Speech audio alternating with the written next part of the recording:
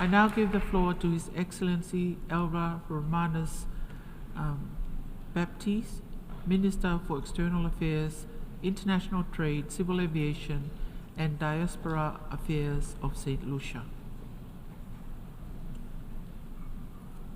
Distinguished Mr. President, I find it more than proper to set in motion my address to this 79th session of the UN General Assembly by invoking the wisdom of one of America's most outstanding orators, the late Dr. Martin Luther King Jr., who said, and I quote, "We are now faced with the fact that tomorrow is today. We are confronted with the fierce urgency of now. In this unfolding conundrum of life and history, there is such a thing as being too late. This is no time for apathy or complacency. This is a time for vigorous and positive action," unquote.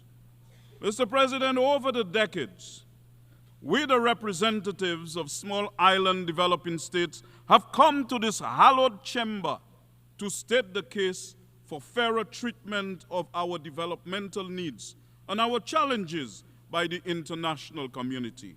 We have argued for special and differential treatment because we are indeed different, indeed special, and indeed unique in our sizes, our economies, our finances, our social circumstances, our vulnerabilities. Mr. President, we are indeed severely disadvantaged by an unfair global financial system that has amplified inequities by the measurements and standards it has employed to assess our development. And despite our best efforts, it seems that we were simply engaging in odes to the deaf, because there has hardly been the type of concrete and fundamental responses and actions to change the rules and the systems that have been suppressing our developmental aspirations. However, Mr. President, we have persisted in our advocacy. We have not abandoned our faith in the strength and advantages of multilateralism. And so today, we are pleased to applaud two recent decisions by the international community that provide an expectation that the unique vulnerabilities and special circumstances of St. Lucia and other small island developing states will receive the particular attention they deserve. I speak first of the 4th International Conference on Small Island Developing States, recently held in Antigua and Barbuda, which adopted a new 10-year plan of action for seeds. The Antigua and Barbuda Agenda for Seeds is a bold new plan to give priority at the international level to the sustainable development needs of seeds over the next 10 years and maps out the nature of the support which the international community must deliver in order to achieve them. Through this agenda, the economies of seeds can be transformed, and so there must be absolutely no delay in its implementation and in delivering on the commitments made to bring life to its provisions. This cannot wait. The second decision that we applaud is the recent adoption by the United Nations of the Multi-Dimensional Vulnerability Index, MVI. While we note that the resolution advancing the MVI calls for its voluntary adoption, St. Lucia urges the international community to speedily adopt and implement the MVI. It took the international community 32 years to develop and adopt this vital and necessary tool for sustainable development and global equity. Let us not wait another 32 years to test and implement it. The MVI must be brought into use today. This cannot wait. It is urgent because the challenges facing our small, open, and vulnerable economies are quite complex. Caribbean economies have, over the past 2 decades, been plagued by a number of interrelated and interlocking factors, including persistent fiscal deficit and high debt, stubborn and persistent structural rigidities. These interrelated factors have been significantly exacerbated by external shocks, including frequent and major fluctuations in energy prices, financial crisis, and more recently, the COVID pandemic and the Russia-Ukraine war, not to mention the planet's greatest existential threat, climate change. In this regard, there is a pressing need for immediate action to halt and reverse the slow progress that is being made on the issue of climate change and climate justice. This General Assembly needs no reminders of the violent and destructive impact of climate change and the extent of the peril in which the world, particularly seeds, finds itself as a result. St. Lucia is considerably dismayed and disappointed that after years of advocacy by seeds to establish the Loss and Damage Fund at COP28, the fund which should have been activated in July this year is yet to be operationalized. St. Lucia therefore urges those concerned to swiftly and urgently operationalize the Loss and Damage Fund so that seeds can receive timely support and on the scale required to recover from the disastrous impact of climatic events on their small economies and societies. Further, it is essential that at the forthcoming COP29, the special circumstances of seeds are protected and operationalized across the entire climate change policy agenda. This cannot wait. In the same way, the world must recompense seeds for the injustice of the climate crisis that we are suffering. Those countries which propel their economies, the economic development through the unholy and inhumane transatlantic slave trade and slavery of our African ancestors must pay reparations for this crime against humanity, which they inflicted upon the people they brought from Africa to the Caribbean and the Americas, as well as on the indigenous peoples of those regions. President St. Lucia therefore reiterates the call it made at the 78th session of the UNGA that the UN should become seized of the question of reparations for the transatlantic slave trade and slavery in the Western Hemisphere. This is why, in part, our Caribbean civilization resents the current carnage in Gaza and the West Bank. Because in Gaza, President, for the last year, over 41,000 persons, the majority being women and children, have been killed by an Israeli army in the name of self-defense, occasioned by a terrorist attack on Israel on October 7, 2023, in which approximately 1,200 persons were killed. St. Lucia condemns terrorism in all its forms and manifestations, by whomever and whatever commits it. But humanitarianism has been lost in the carnage.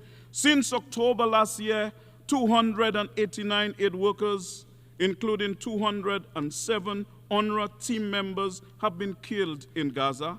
In addition, more than 110 journalists have been killed.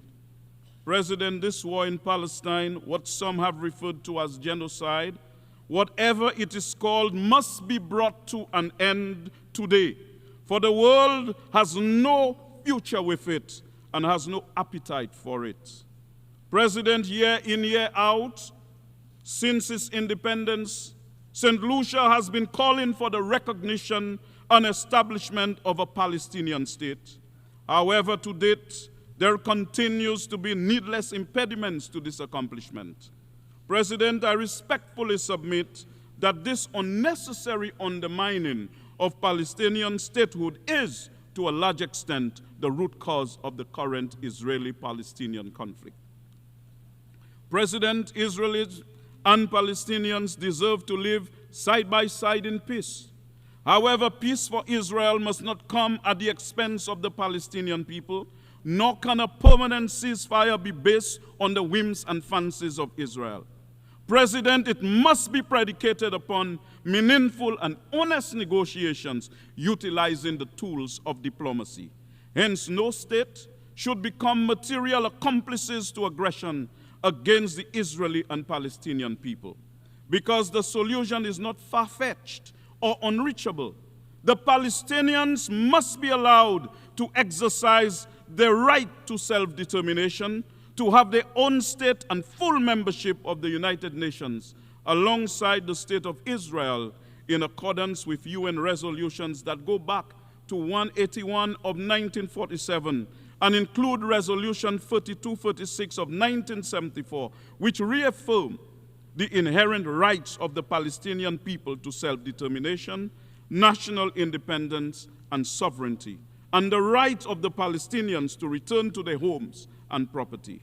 President, the only way to secure a just and peaceful future in the Middle East and for Israel to have secured borders is for the Palestinian people to live in their own internationally recognized homeland. The right to self-determination is a universal right, and the Palestinians are no exception. The people of Palestine cannot wait.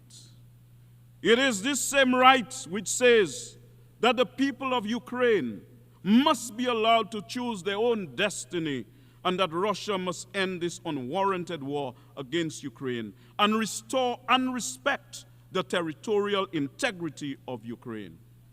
It is this same right of self-determination which dictates that the heroic people of Cuba have a right to determine their own path to political, economic, and social development, and that the economic embargo imposed on Cuba for over 6 decades by the United States is illegal, unjust, and inhumane.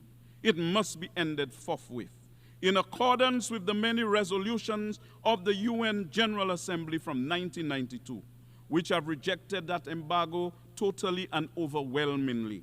The people of Cuba cannot wait. Further, Cuba's emphasis on medical internationalism as its central foreign policy objective, as well as its non-involvement in armed conflicts abroad, invalidate Cuba's inclusion on the US's list as a state sponsor of terrorism. Instead, President, given that it is well established that Cuba's alternative model of development has provided important social benefits to the Cuban people, coupled with its emphasis on medical internationalism, it should be on a list of countries acting together for the advancement of peace, sustainable development, and human dignity for present and future generations. No one must be left behind. It is the same right to self-determination that says that the 23.5 million people of the Republic of China and Taiwan have the right to be a member of the United Nations and other international organizations. And the UN Resolution 2758 of 1971 does not preclude Taiwan's inclusion and participation in the United Nations system.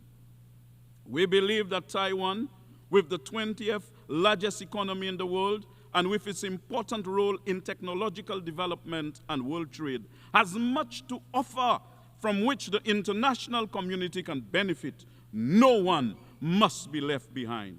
It is this same right to self-determination that says that the people and government of Venezuela must be allowed to conduct their internal affairs without sanctions imposed upon them by other states.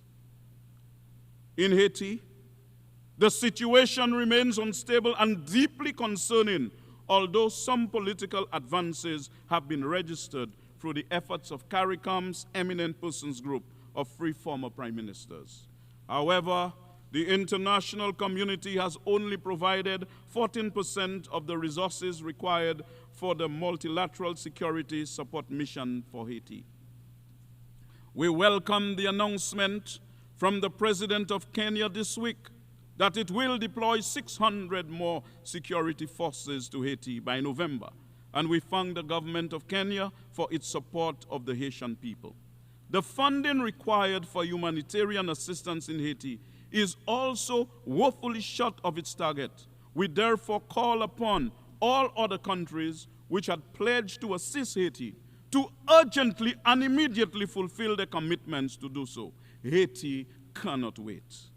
In view of the foregoing, to safeguard the future, we have to be prepared to take action now, this moment, this very minute, at this time, on certain issues that are essential for a peaceful and sustainable future. And we cannot and must not be selective about which declarations of the pact or of the principles of the Charter of the UN that we will respect and when we will do so. In the convening of the Summit of the Future this week, and in the theme that is guiding the deliberations of this 79th session of the General Assembly, the international community has seemingly come to understand that it can no longer procrastinate, no longer delay the actions needed to secure a better future for mankind. Let us for once, therefore, turn our words into action. The time for action is now. The time to make multilateralism truly work, not just for SIDS, but for all of us, is now. The time for reform of the Security Council is now. The time for climate justice for SIDS is now. The time to end the conflicts and needless wars is now. The time to give the youth of this planet, who are the people of tomorrow, the hope and the opportunities to better themselves is now. The time to put humanity first is now. If we act together today for peace, for sustainable development, for justice, no one will be left behind, and there will be a better tomorrow. Consequently, President, if we do not act with the fierce urgency of now, our UN speeches and resolutions, in the words, again, I may reach out, if I may reach out for Dr. Martin Luther King Jr., and I quote, will end up as a meaningless drama on the stage of history, shrouded with the ugly garments of shame. President, I thank you, and I yield the floor.